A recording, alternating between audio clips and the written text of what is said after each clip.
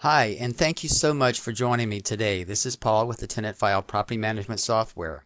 In this video, I'd like to go through an entire month of work that the property manager does. However, it will only take just a few minutes of your time.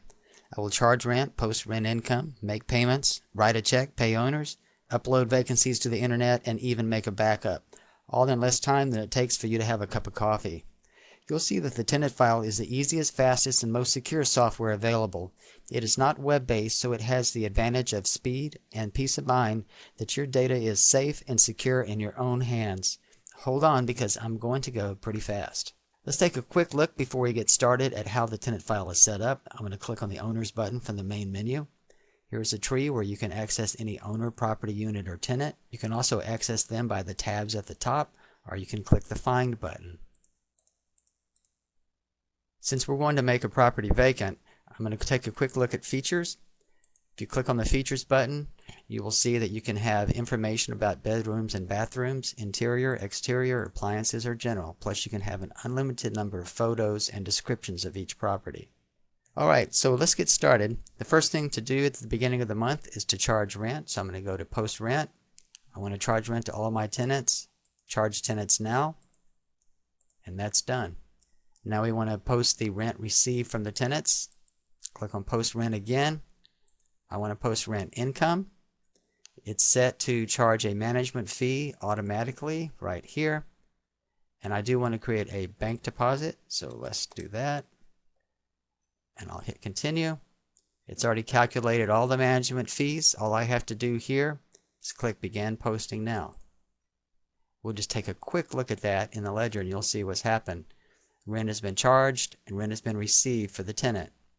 On the unit side, the rent received has been posted and the management fee is showing.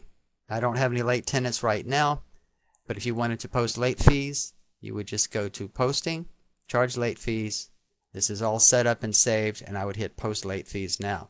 Also, you can set the Tenant File to check for late rents each day and have it post the late fees automatically. Okay. Now let's go in. Let's say that we have some monthly charges that we want to post. I'm going to go into Activities, Vendors, Make Vendor Payments. I want to make all vendor payments.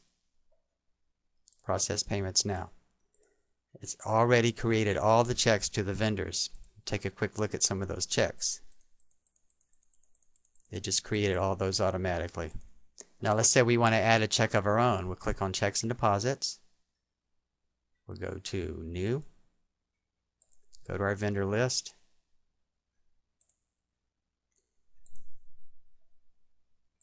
insert the vendor information,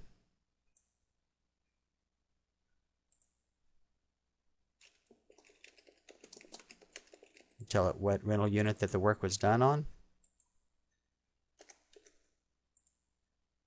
and click Save. And now we have some checks in the system ready to be printed. I'm going to click on the Print Checks button, select all the checks, start printing. Okay, so now we've already posted all the rent, we have all the bills paid, and we're just going to pay the owners. So I'm going to go into the Pay Owners button. Everything has been calculated for me. I'm going to click on the Create Checks for Owners Now. The owner checks are created, and now those are also in the Checks and Deposit area. When I'm ready to print those checks, I can do those too. As a matter of fact, I think I'll go ahead and do that.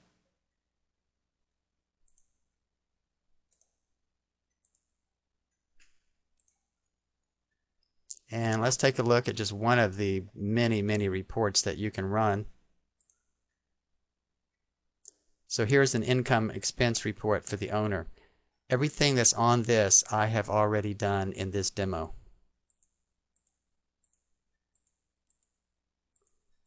This is one of the statements that you could send to the owner.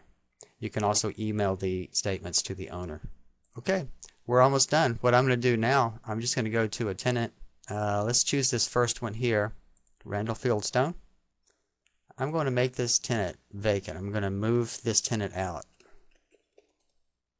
I just typed the word vacant in the first name, and now it has moved all this information to a secure inactive file, and it's ready to move in a new tenant. How about I go ahead and upload this vacant information to the internet, to my own personal web page.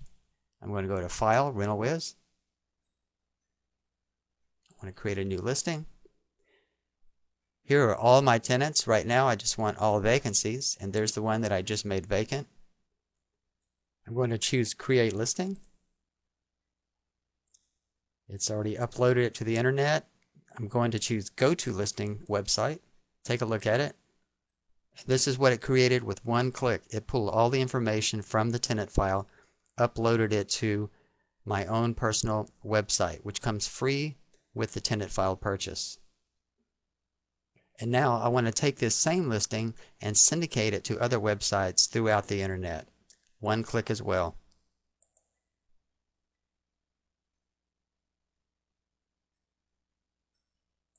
That's all it took.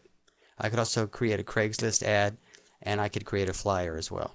So that is an entire month's worth of work. One thing we can't forget is to make regular backups. The tenant file can remind you at different intervals that a backup is due. Let's do that real quickly. I'm going to click on Backups. I'm going to choose a thumb drive, which is drive L. I have a folder for tenant file backups. I'm going to choose all these files and start.